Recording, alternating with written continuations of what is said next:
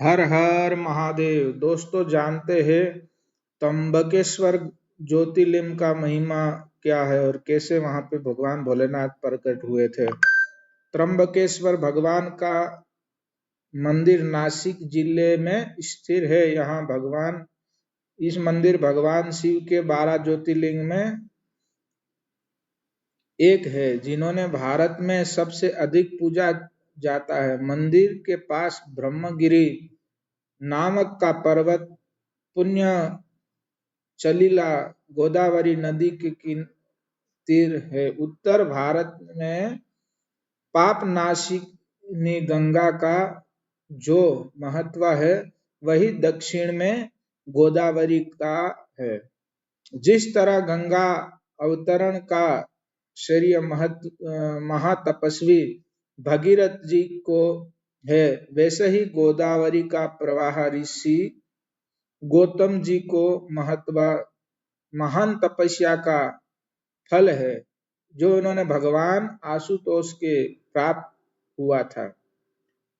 बृहस्पति के सिंह राशि में आने पर यहाँ बड़ा कुंभ मेला लगता है और श्रद्धालु जन गौतमी गंगा में स्नान कर तथा भगवान श्री त्र्यंबकेश्वर का दर्शन कर अपने को कृतज्ञ मानते हैं। शिव पुराण में वर्णन है कि गौतम ऋषि तथा गोदावरी और सभी देवताओं की प्रार्थना पर भगवान शिव ने इस स्थान पर निवास करने निश्चय किया। त्र्यंबकम केश्वर नाम से विख्यात हुए हैं।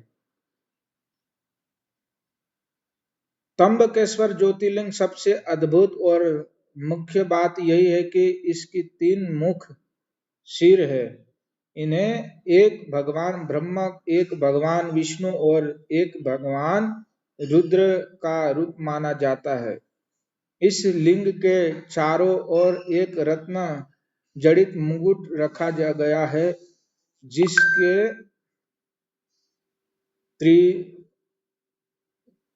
हीरा और कई विशेष कीमती रत्न लगे हुए। त्र्यंबकेश्वर मंदिर इसको सिर्फ सोमवार के दिन शाम 4 बजे ही दर्शन किया जाता है। गोदावरी नदी के किनारे त्र्यंबकेश्वर मंदिर का निर्माण काला पत्थरों से किया गया है। इस मंदिर वास्तु का बहुत ही अद्भुत और अनोखा है। त्र्यंबकेश्वर मंदिर का इमारत सिंधु आर्य शैली का अद्भुत नमूना है। इस मंदिर के भीतर एक गर्भगृह है, जिस प्रवेश करने में प्रसाद शिवलिंग का आंख के समान दिखता है, जिससे जल भरा रहता है और यदि ध्यान से देखा जाए तो इसी भीतर इसके 3 लिंग दिखाई देते हैं। इन तीनों लिंगों को ही त्रिदेव यानी ब्रह्मा विष्णु महेश का अवतार माना जाता है। इस मंदिर में काल सर्प दोष की भी शांति वैदिक पंडितों द्वारा की जाती है। शास्त्रों के अनुसार एक बार महर्षि गौतम ने तपोवन में रहने वाले ब्राह्मण की पत्नियां किसी बात पर गौतम ऋषि की पत्नी अहल्या से नाराज हो गई। उसने पत्नियों ने अपने पतियों गौतम ऋषि का अपमान करने के लिए प्रेरित किया। ब्राह्मणों ने इसके लिए भगवान गणेश की आराधना की। उन्हें आराधना से प्रसन्न होकर गणेश जी ने उनसे वर मांगे को कहा, तो उन्होंने ब्राह्मणों ने कहा, प्रभु किसी प्रकार ऋषि गौतम को इस आश्रम से बाहर निकाल दीजिए। गणेश जी को विवशन होकर उन्हें बात माननी पड़ी। तब गणेश जी एक दुर्बल गाय का रूप धारण करके ऋषि गौतम के खेत में जाकर फल खाने लगे। वेवश गौतम वहां पहुंचे और तिन को मिट्टी से उसे हटाने लगे। इस स्पर्श से पृथ्वी पर गिर पड़ा और ऋषि सामने ही मर गई। उस समय पिछले हुए ब्राह्मणों एकत्रित होकर गौतम को गौ हत्या रे कहकर ऋषि गौतम का अपमान करने लगे। ऐसे ही विषय परिस्थिति को देखकर गौतम ऋषि उन ब्राह्मणों से प्रसाद प्रसाद पूछा। तब उन्होंने कहा कि गौतम, तुम अपने पाप को सर्व बताते हुए 3 बार पृथ्वी के परिक्रमा करो कि फिर लौटकर यहाँ 1 महीने तक व्रत करो।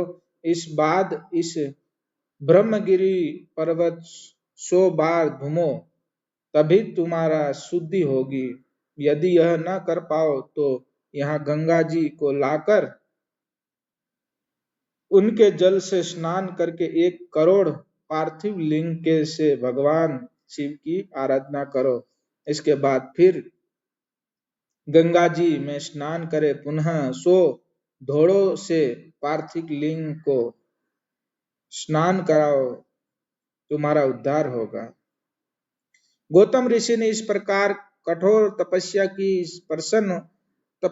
इस प्रशंसा से भगवान शिव उन्हें वर मांगने को कहा। महर्षि गौतम ने कहा, भगवान, आप मुझे हत्या के पाप से मुक्त कर दीजिए। भगवान शिव ने कहा, गौतम, तुम सर्वदा निष्पाप हो। गौ हत्या का अपराध तुम पर छल पूर्वक लगाया गया था।